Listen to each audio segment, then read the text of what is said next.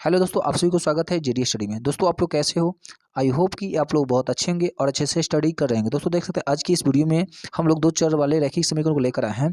तो आज की इस वीडियो में हम लोग वर्ग गुणन विधि से इस समीकरण को सॉल्व करेंगे। दोस्तों इससे पहले वाले वीडियो में आप लोग को बताया गया था प्रतिस्थापन विधि से और विलोपन विधि से।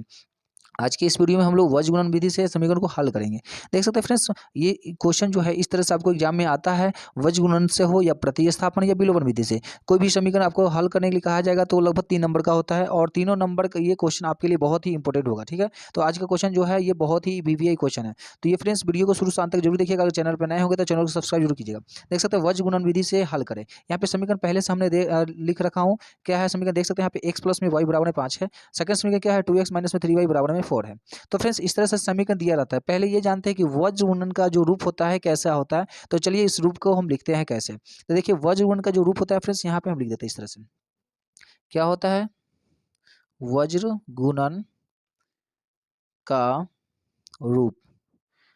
वज्र गुणन विधि का जो रूप होता है दोस्तों इस तरह से होता है। एक्स प्लस में बी वाई प्लस में सी बराबर में 0 होता है। उसके बाद फिर यही चीज़ को नीचे लिख लीजिएगा। एक्स प्लस में बी वाई प्लस में सी बराबर में 0। और यहाँ पे क्या करना है, ये 1 1 लगा दीजिएगा।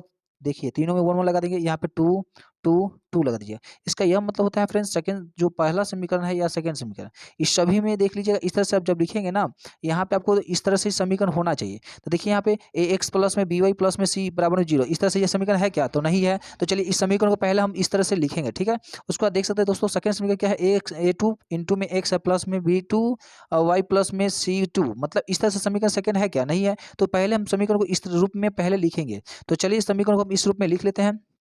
यहाँ से लिखना हम शुरू करते हैं दोस्तों। क्या है तो देख सकते हैं x है तो x अपने स्थान पे रहेगा, प्लस में y है तो y रह जाएगा। अब देखिए यहाँ पे क्या है, ये देखिए प्लस में क्या है 5 है, बराबर को उस पार है तो पक्षांतर करेंगे, बराबर को इस पार लाते हैं तो दोस्तों माइनस में 5 हो जाएगा। और यहाँ पे बराबर में 0 आप लिख सकते हैं। और ये क्या हो जाएगा? ये वन समीकरण हो जाएगा। क्या होगा? वन समीकरण। तो दोस्तों इस तरह से आप लोग समीकरण को सजा लेंगे। उसके बाद सेकंड समीकरण को सजाते हैं। चलिए देख लीजिएगा यहाँ पे क्या है 2x है। तो चलिए 2x लिखते हैं। माइनस में 3y है तो माइनस में 3y। और देख सकते हैं यहाँ पे बराबर के बाद में 4 है। अगर c के लेवल में लाते हैं, अगर c की तरफ लाते हैं मतलब पक्षांतर करते हैं बराबर के इस पार में, तो क्या होगा? माइनस में 4 हो जाएगा। बराबर में क्या हो जाएगा? 0। ये समीकरण सेकंड हो जाएगा, मतलब 2 समीकरण हो जाएगा। तो चलिए इस तरह से हमने लिख लिया। ठीक है, और आप लोग भी इस तरह से सजा लेंगे।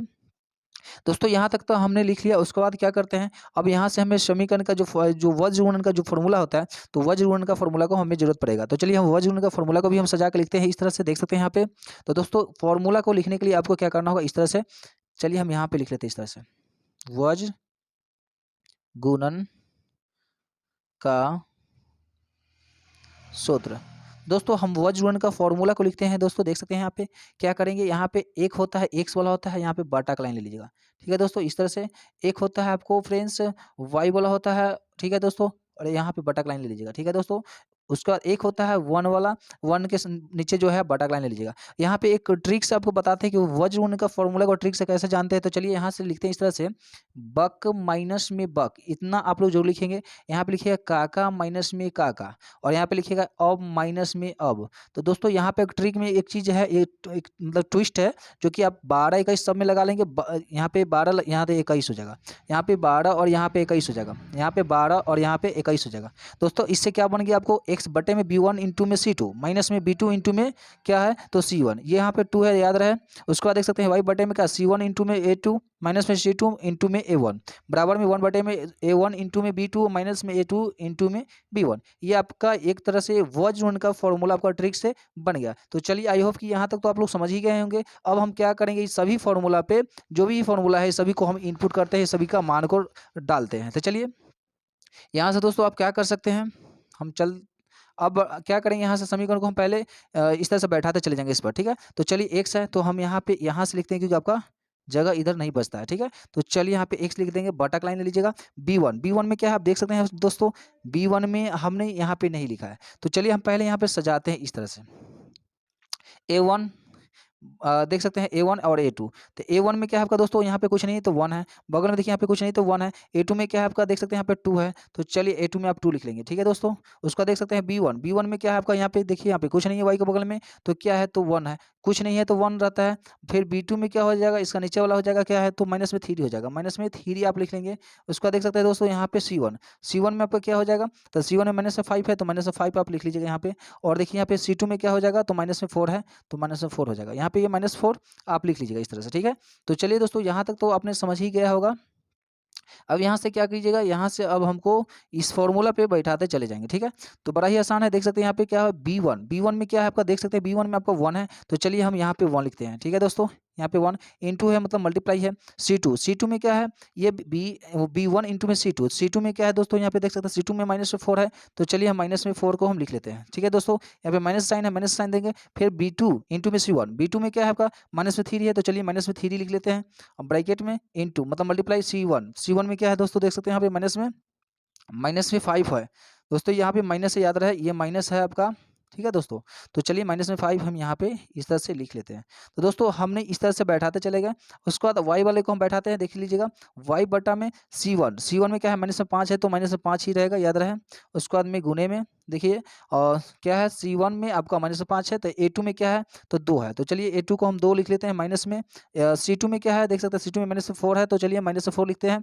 मल्टीप्लाई में A1 में क्या है, A1 में देख सकते हैं दोस्तों यहाँ पे 1 है, तो हम 1 यहाँ पे लिख लेते हैं। बराबर में देख सकते हैं 1 बटे में, अब देख सकते हैं A1 में क्या है दोस्तों, यहाँ पे 1 है मल्टीप्लाई। B2 में क्या है, B2 में आप देख सकते हैं यहाँ पे -3 है, तो -3 आप लिख लेंगे दोस्तों। यहाँ तक तो होगी क्या। उसके बाद ये माइनस का साइन है, माइनस दे देंगे। वहाँ पे A2 में क्या है दोस्तों, देख सकते हैं A2 में आपका 2 है, तो 2 लिख लेंगे मल्टीप्लाई। B1 में क्या है, अगर B1 में आपका 1 है, तो 1 आप लिख लेंगे। तो चलिए दोस्तों हमने यहाँ तक तो लिख ही लिया। अब यहाँ से आप क्या कर सकते हैं, तो सभी को गुना करना है, तो चलिए हम गुना भी करते हैं, बड़ा ही आसान है। उसके बाद यहाँ पे दोस्तों क्या करेंगे, एक बटा का लाइन ले लीजिएगा इस तरह से आप लोग, यहाँ पे x लिख देंगे, ठीक है दोस्तों। उसके बाद एक और बराबर की चिन्ह और बटा के ले लीजिएगा y के बटे में, फिर बराबर में 1 बटे में, ऐसे ले लीजिएगा दोस्तों। अब क्या करना होता है, देखिए यहाँ पे 1 को अगर 4 से मल्टीप्लाई करते तो क्या होता है, 4 1 जा 4 ही होता है, लेकिन चिन्ह माइनस का ही रह जाएगा, ठीक है फ्रेंड्स। यहाँ पे देख सकते हैं अब यहाँ से क्या कर सकते हैं, तो दोस्तों यहाँ तक तो कंप्लीट हो गया। तो माइनस माइनस कितना होता है, प्लस होता है, क्योंकि माइनस माइनस प्लस होगा तो बच जाएगा ये माइनस। उसके बाद 3 के 5 से गुणा करते हैं फ्रेंड्स, तो कितना होगा 15 हो जाएगा। तो दोस्तों ये 15 हमने यहाँ पे लिख दिया। उसके बाद देख सकते हैं माइनस प्लस मतलब माइनस प्लस माइनस होगा, 5 दूनी 10 होगा, तो चलिए दोस्त यहाँ पे 10 लिख दीजिएगा। उसका देख सकते हैं दोस्तों यहाँ पे क्या कर सकते हैं, माइनस और प्लस, माइनस माइनस कितना होगा तो प्लस होगा, तो चलिए प्लस लिख देते हैं। और 4 एकम क्या होगा, 4 ही होगा। तो दोस्तों हमने यहाँ पे भी ये 4 लिख लिया। उसके बाद देख सकते हैं यहाँ पे अगला आगे लिखते हैं। यहाँ पे देख सकते हैं 1 को अगर 3 से मल्टीप्लाई करते कितना 3 1 जा 3 ही होता है, लेकिन चिन्ह माइनस का ही रहेगा क्योंकि यहाँ पे 1 प्लस में, ठीक है। तो 3 1 जा 3 और मल्टीप्लाई, देखिए यहाँ पे माइनस का चिन्ह है, माइनस ही रहेगा। तो देख सकते हैं 2 1 जा कितना होगा, 2 ही होगा, मतलब 2 1 जा 2। तो दोस्तों यहाँ तक तो आप लोग समझ ही गए। चलिए अब हम आगे की तरफ सॉल्व करते हैं। यहाँ पे देख सकते हैं फ्रेंड्स, यहाँ पे क्या करना है, x है x बटा में लिख लीजिएगा, y है y बटा में, और 1 1 बटा में। दोस्तों यहाँ पे क्या कर सकते हैं, देखिए माइनस माइनस प्लस, लेकिन चिन्ह माइनस का ही रहता है। तो 15 4 कितना होता है दोस्तों, तो यहाँ पे 19 होता है, चिन्ह माइनस का ही रहेगा क्योंकि 12 अंक क्या है माइनस में, इसलिए 12 अंक का यहाँ पे साइन लग जाता है। तो यहाँ पे 19 हमने लिख दिया। दोस्तों यहाँ पे क्या कर सकते हैं, प्लस माइनस माइनस होता है तो चिन्ह माइनस का ही रहेगा, लेकिन घट जाएगा तो क्या होगा आपका 6 हो जाएगा। तो चलिए हमने 6 माइनस को में लिख दिया। यहाँ पे देख सकते हैं माइनस माइनस कितना होता है, प्लस होता है, लेकिन चिन्ह माइनस का ही रहेगा। तो दोस्तों यहाँ पे चिन्ह माइनस का ही रहेगा, लेकिन जुड़ जाएगा, 3 2 5 हो जाएगा। तो दोस्तों आई होप कि यहाँ तक तो आप ही समझ गए होंगे। अब क्या कर सकते हैं, यहाँ से हमें क्या करना होगा, x का मान निकालना होगा, तो इससे क्रॉस मल्टीप्लाई करेंगे, और y का मान निकालना होगा तो इससे क्रॉस मल्टीप्लाई, मतलब एक से निकालने के लिए हमको लास्ट वाले से क्रॉस मल्टीप्लाई, और y का निकालना होगा तो लास्ट भी क्रॉस मल्टीप्लाई करेंगे। तो चलिए बड़ा ही आसान है, क्या कर सकते हैं आप यहाँ से क्या कर सकते हैं दोस्तों, यहाँ पे x है तो x बट्टे में माइनस में 19 है, तो माइनस में 19 लिख लीजिएगा। अब एक बार हम इसको लेके चलते हैं यहाँ पे, तो चलिए हम मल्टीप्लाई के चिन्ह देते हैं क्योंकि आपको समझने में आसान रहेगा, ठीक है। तो यहाँ पे देख सकते हैं 1 माइनस में 5 है, मतलब 1 बटे में 5 है। देखिएगा यहाँ पे मल्टीप्लाई अगर दोस्तों करते हैं तो यहाँ क्या होता है, 5 को अगर 1 से गुना करते हैं कितना, माइनस में 5x होगा, होगा ना, बिल्कुल होगा। तो चलिए हमने यहाँ पे लिख दिया। 19 को अगर 1 से मल्टीप्लाई करते हैं कितना, 19 होगा, 19 ही रहेगा, माइनस में ही रहेगा। ये माइनस माइनस कट जाएगा क्योंकि दोनों तरफ जब चिन्ह समान रहता है तो कट जाता है, ठीक है। तो दोस्तों यहाँ तक तो आपने समझ ही गया। अब उसके बाद देख सकते हैं 5 और x में क्या संबंध, गुना का है। जब 5 को बराबर के स्थान लाता है तो भाग में होता है, ठीक है। तो चलिए हम भाग में इसको लिखने का प्रयास करते हैं। यहाँ पे देख सकते हैं x बराबर में 19 ही अपना स्थान पे रहेगा ही, बटे में क्या है 5 है, तो 5 रह जाएगा। तो आपका x का जो मान निकल कर आया कितना आया, तो 19 बटे में 5 आया। दोस्तों ये तो आपका था x का मान। अब y का मान निकालते हैं। तो चलिए y का मान को निकालने के लिए इस तरह तरह से ही लिखेंगे जैसे हम वो एक्स वाले को लिखे हैं। तो चलिए वाई बटे में क्या है, तो आपको माइनस में 6 है, बराबर में क्या है, बराबर नहीं गुना कर देते क्योंकि आपको समझ में आसान रहेगा, 1 बटे माइनस 5 है। ठीक है दोस्तों, क्रॉस मल्टीप्लाई करते तो वाई के अगर 5 से करते हैं गुना तो कितना, तो माइनस में 5 वाई ही होगा। तो हो सकता है, बिल्कुल हो सकता है। उसके बाद देख सकते हैं यहाँ पे माइनस में 6 ही रहेगा क्योंकि क्रॉस कर रहा है ना, माइनस में 6 के 1 से गुना करें तो माइनस 6 कम माइनस 6। देखिए दोनों तरफ साइन अगर बराबर है, मतलब चिन्ह बराबर है तो काट सकते हैं, बिल्कुल काट सकते हैं। तो चलिए यहाँ पे आप देख सकते हैं 5 और वाई का क्या संबंध है, गुना का है। तो वाई बराबर में क्या होगा, 6 बटे में 5 होगा। तो दोस्तों इस तरह से आपका जो है ना वाई का भी मान निकल कर आ गया 6 बटे में 5। तो इस तरह से ये आपका आंसर है निकल आया। और इसी को बोलते हैं फ्रेंड्स चर। जैसे एक्स जो हुआ आपका एक चर था और वाई जो था दूसरा चर था, मतलब ये आपका निकल कर कंप्लीट हो गया। तो आई होप कि दोस्तों ये वीडियो पसंद आएगा। वीडियो अगर पसंद है वीडियो को लाइक शेयर कमेंट जरूर कीजिएगा। फिर मिलेंगे नेक्स्ट वीडियो, तब तक के लिए जय हिंद।